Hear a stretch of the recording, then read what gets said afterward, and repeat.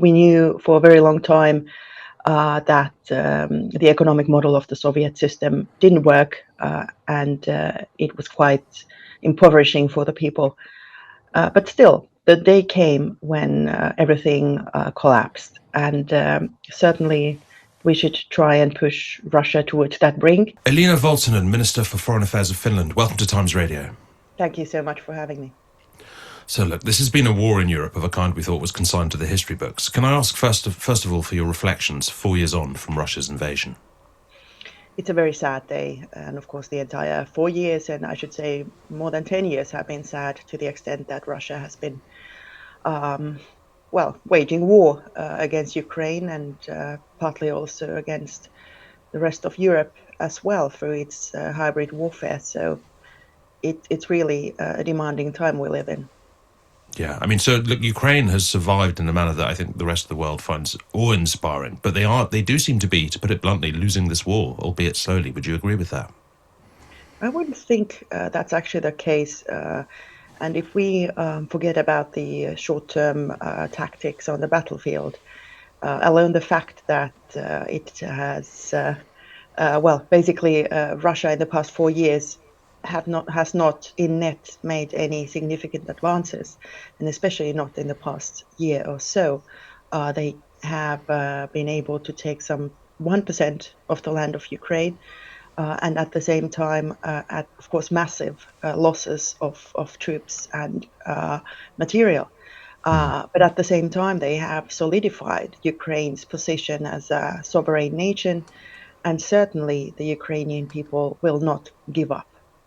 Yeah, I think that's right. Look, Finland joined NATO in 2023 following the invasion, and you're now protecting NATO's northern flank. You have a 1,300-kilometre long border with Russia. How significant is the threat from Moscow, from where you sit? Well, you see, our geography is nothing new. We Finns, we know where we live, and we are so glad we have this border to Russia. And indeed, we have been the happiest people in the world for the past eight years now, and probably one of the reasons is that we know that on the other side of the border, the world looks completely different. So therefore, also the willingness to defend our country is extremely strong in Finland.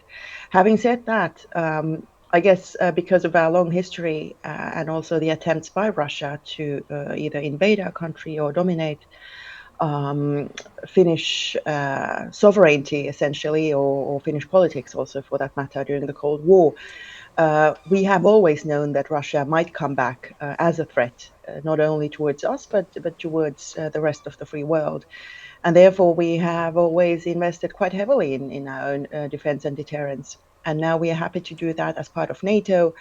And to be quite frank, we are also satisfied by the decisions made in the last NATO summit, which each and every European nation, essentially as well, including Canada, will be investing more in its defense and deterrence.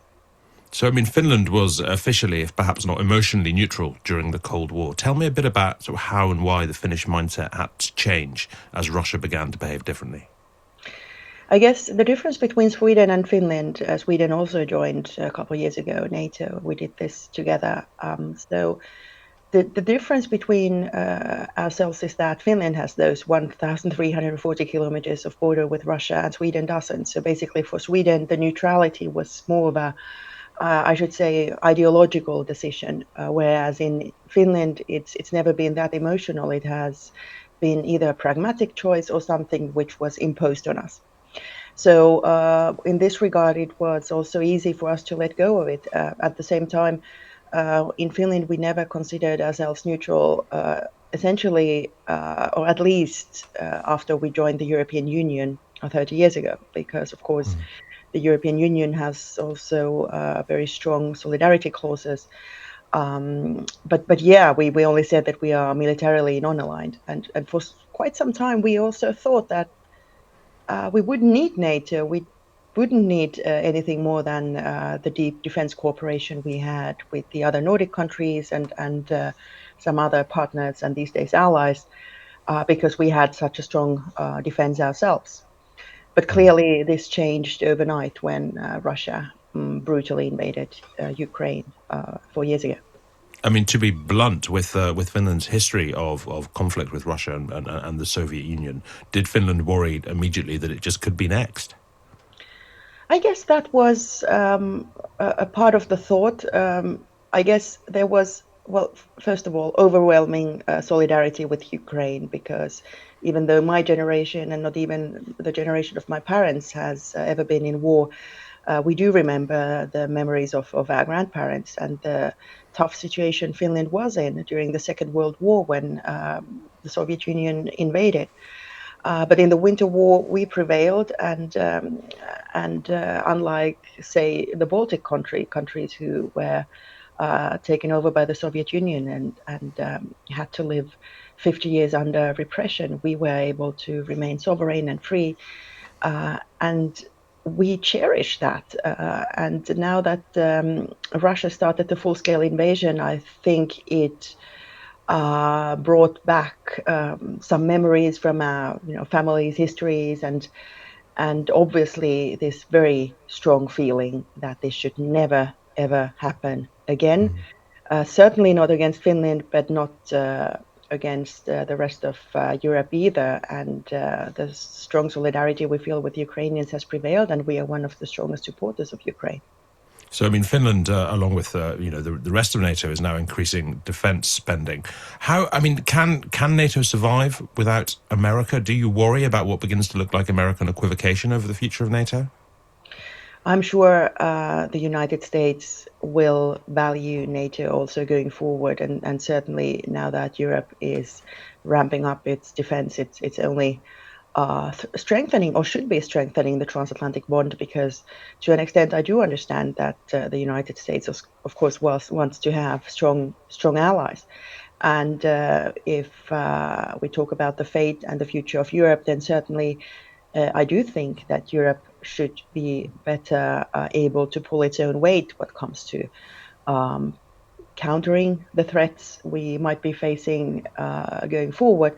But also, I think it would strongly contribute also to a feeling of wanting not only to defend, but basically make stronger our way of life, the European way of life, which I do think is the best choice ever.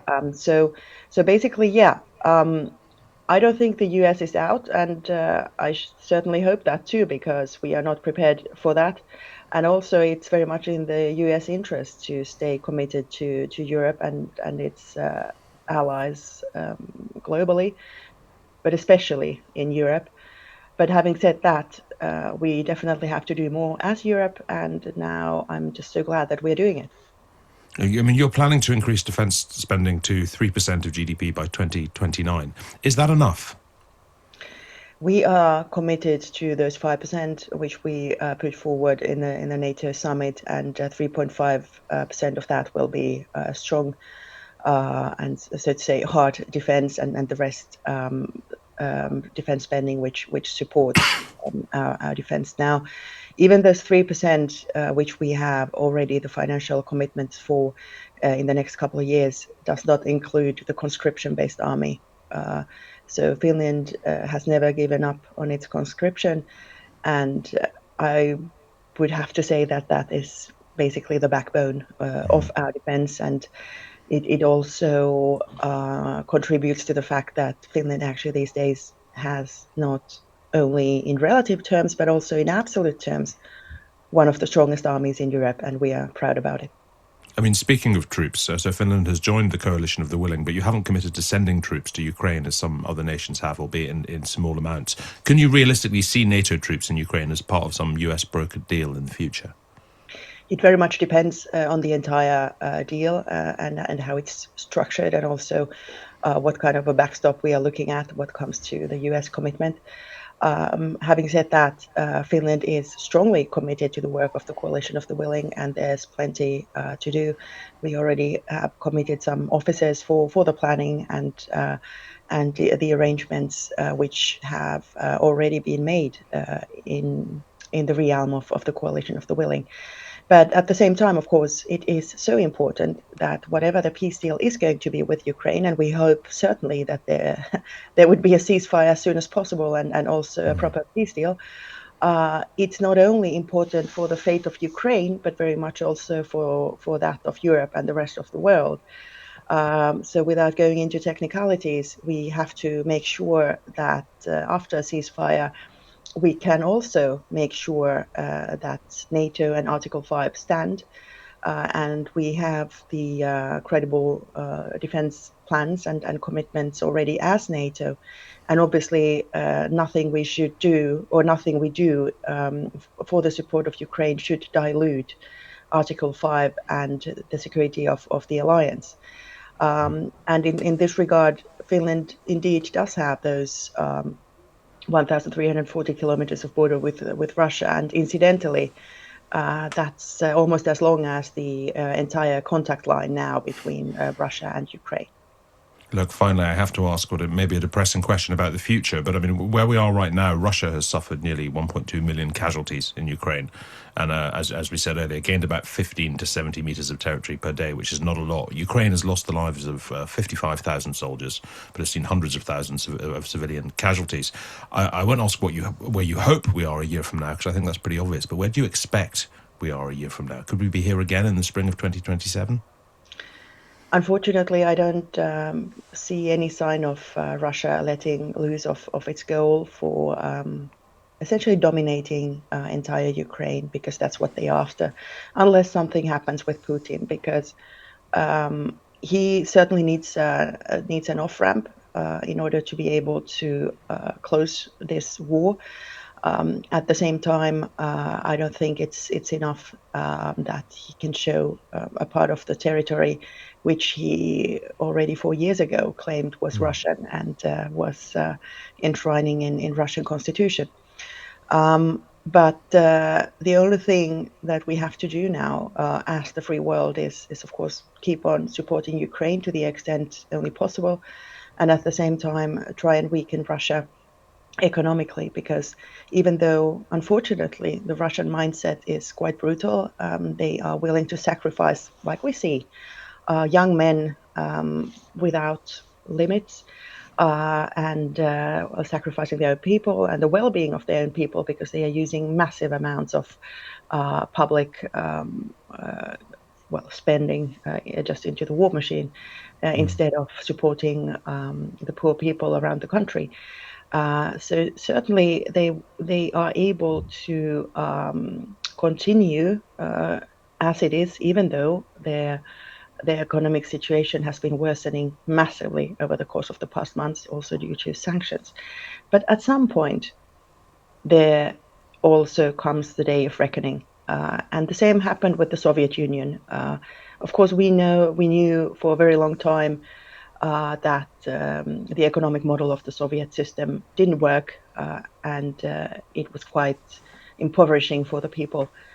But still, the day came when everything collapsed, and certainly we should try and push Russia towards that brink, and at the same time tell the Russian people that they too do deserve a society which values the human rights of their own citizens, and they also one day might be living in freedom, which unfortunately they haven't been able to in the past decades or even hundreds of years.